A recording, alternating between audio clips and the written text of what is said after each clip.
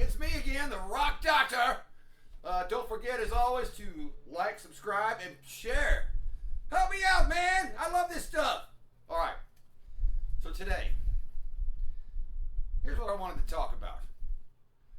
You've seen, no doubt, my 4 essential licks videos, all based on the pentatonic scale and or the blues scale in the key of A. Well, what happens if the song's not in A?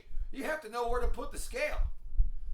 And by knowing where to put the darn thing, you'll know where to line your licks up. Because you can play the same licks in any key. You just have to know what key the song is in and where to move the scale so you can do your stuff. All right.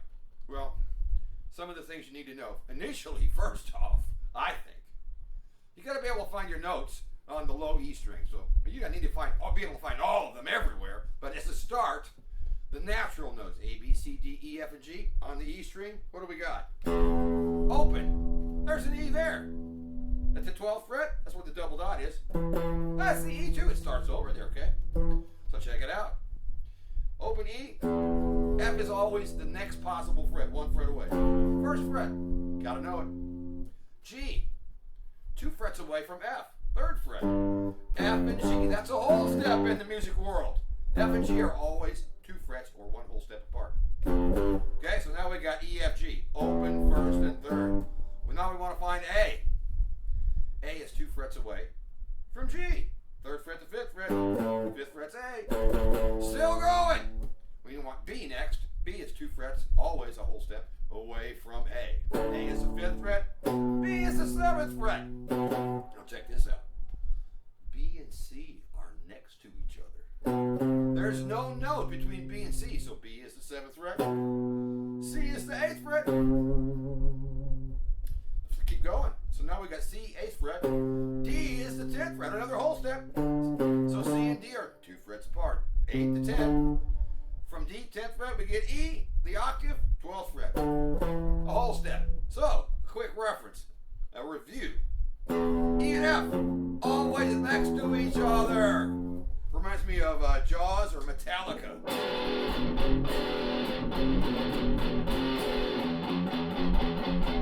We're gonna need a bigger boat! Right? So, E and F next to each other. Now, let me jump back to B and C, the other pair of notes that are next to each other. There's no note in between. So B, 7th fret, C, 8th fret. B and C next to each other, no note in between. E and F next to each other, no note in between. The rest of the natural notes are 2 frets apart. In fact, on the E string, it kind of follows the dots. Look. F, G, look at the dots, or the inlays. Look at that, G to A, A to B. Well, now it gets screwed up. B and C. No inlay, no dot. Same thing with D. I didn't design it, but it makes a lot of sense except for that. All right, so there's that. Got to know where the notes are. Also, if you know the names of your strings, you should, you can find this same pattern exists on every string. You know, in other words, the distance the notes are from one another is the same. It's constant on every string. Just know the name of the string and you can find all the notes. You should be able to do that. What else should you know? In order to be able to put the pentatonic and or blues scale and your licks in the right spot on the guitar so you don't sound like you're playing out of tune and like a dummy, you have to know the chords to the song you're jamming over or to the section of the song that you're playing over. 99% of the time, here's the deal. Most of the time there's 3 or 4 chords in a pattern. It might be 4 bars long, 2 bars long, doesn't matter. But the main thing is, it's usually the first chord that gives away the key. So, for a song in A, like that stairway sounding thing. What are the chords there? A minor, G, F, G, A minor, in a cycle. First chord's an A minor. Wouldn't matter if it was an A minor or an A power chord or even A major. To get this bluesy / rock sound from the pentatonic, you find the name of the first chord, A. Find it on the big string. And that's where your scale goes.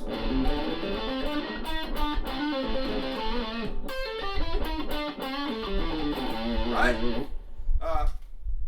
Make sure you reference my other videos for all the licks, okay? I'm not going to outline them today and go, here's how you do it. I'm just going to play some, okay? Let me fix my hat. All right. So, okay, let me do that right now. Let me put on that stairway backing track real quick, A minor, G, F, G, right? And I'm going to reference the 5th fret. Where the scale goes. Here's the scale again. Well, how's it go? Oh, I'll outline that. Good Lord. Here's the pentatonic. Top string 5/8.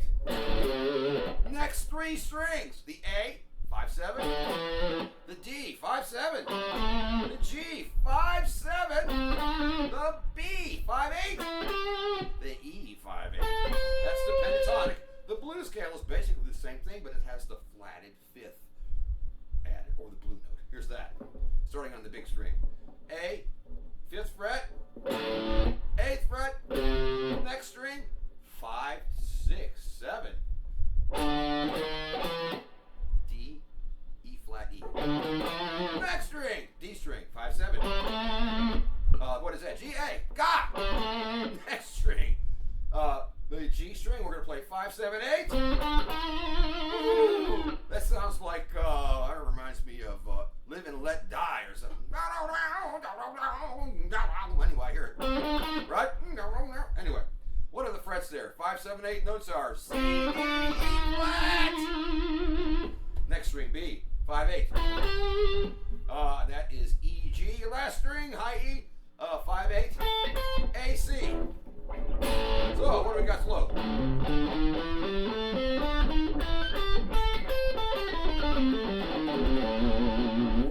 You can practice those things up and back a few times every day for however long so you get comfy with them. Alright, so if we're in A, that's where the thing goes. Alright, here comes the track real quick. I'm going to just play a couple simple riffs, some of the essential ones.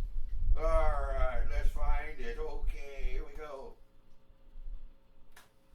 Okay, I think first I'm just going to run the scale without a lick. Nobody plays the scale though. We play live licks, but here's the scale.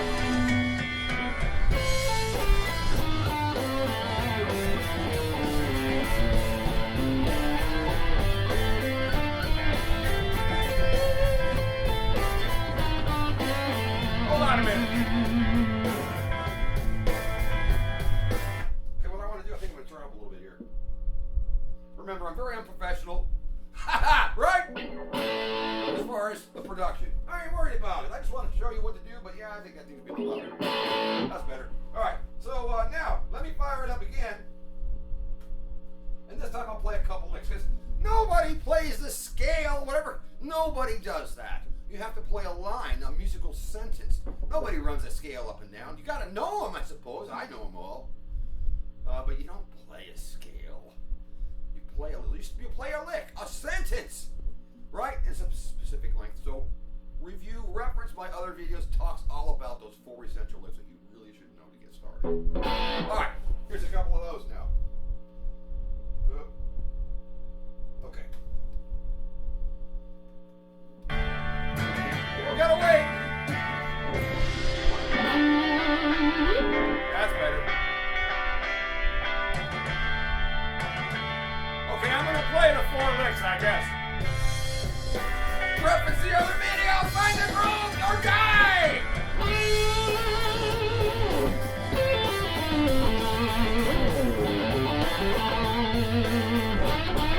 Here we go again!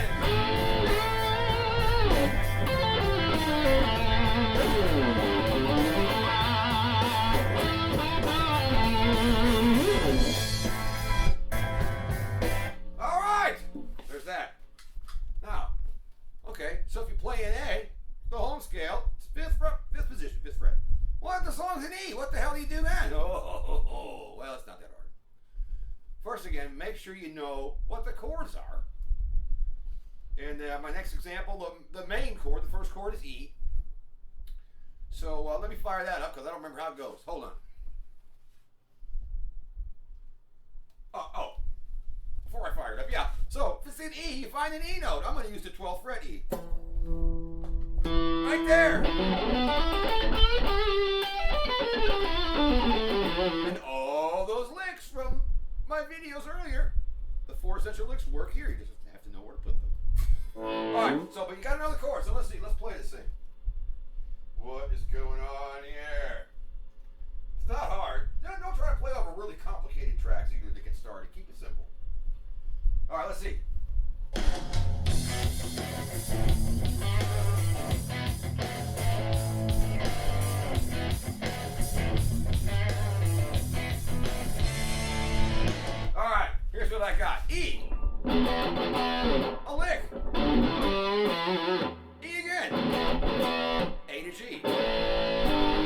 then E again.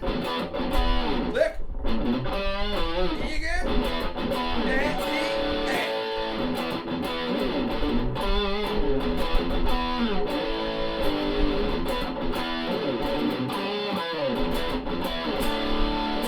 In a cycle, there's another section after that, but alright, so again I'm gonna find the E, 12th fret, my scale's there. Right? And all the licks are there too. So let me play the 4 licks again right there. Here goes nothing.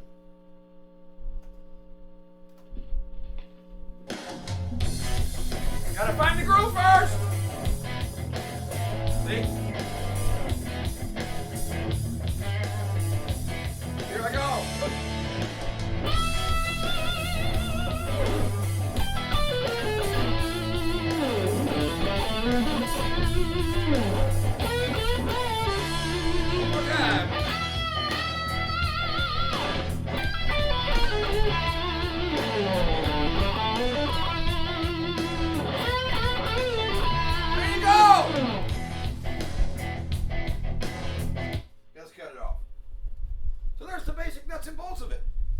Nobody really plays the scale. Know the scale? Never play it, mostly.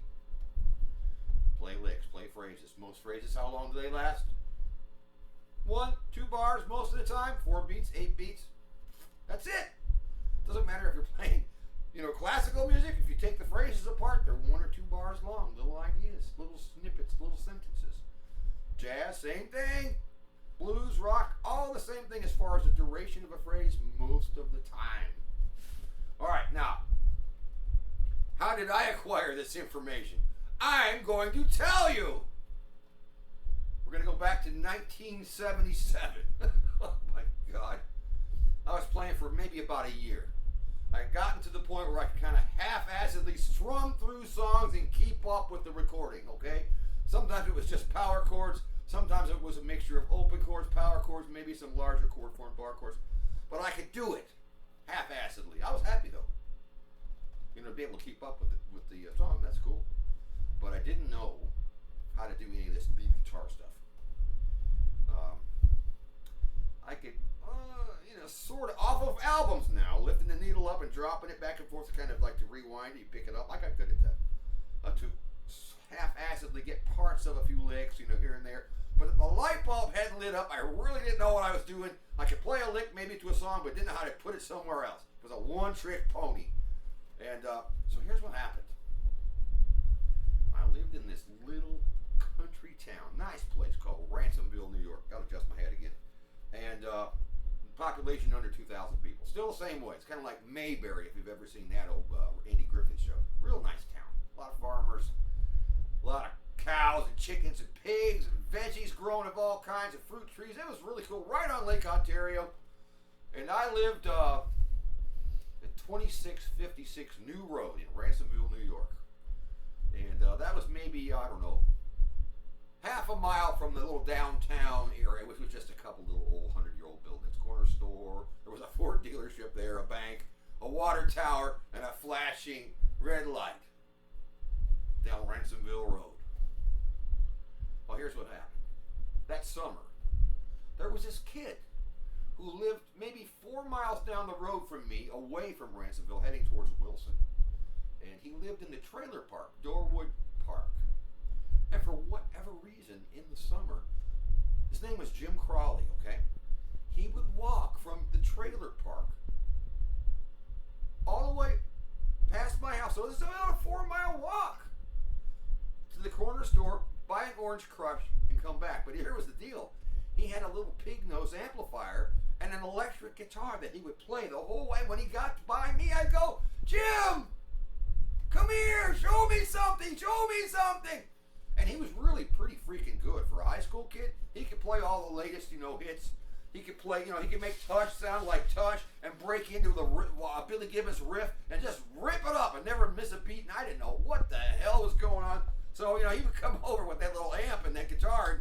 And, where are we at? And he made it sound right, Yeah. Right? And he could do it all.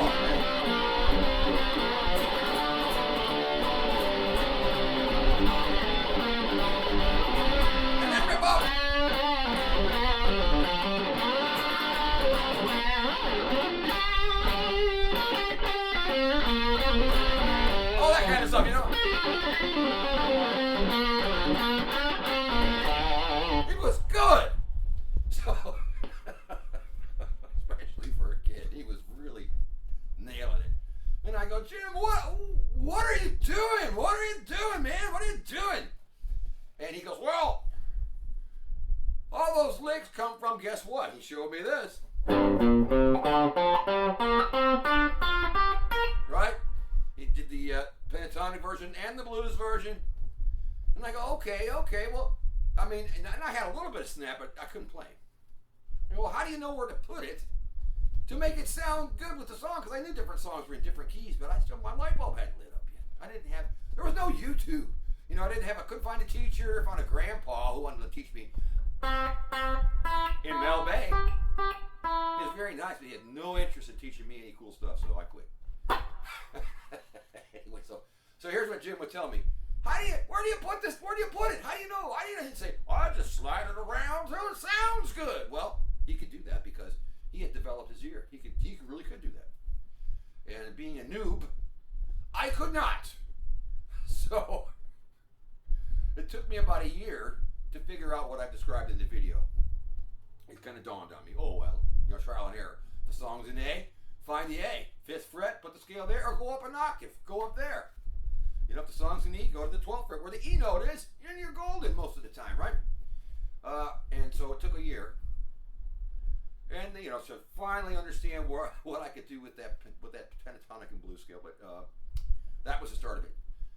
Jim Crawley walking by my house, going to get him an Orange Crush. And, he fueled the fire in me, but he didn't know how to describe it, how to use the scale in a way for a dumbass such as myself to be able to utilize it. But hey, you know what though? I kept trying. I figured it out myself. Okay, it's not a big deal. So you find the main chord. It's usually the first one. That's where the scale goes to get a blues or rock sound. All right. I think that's enough. Remember, guys, I love you. Keep rocking. It's the Rock Doctor. Like, subscribe, and share. All right, y'all. I'm out of here. Bye.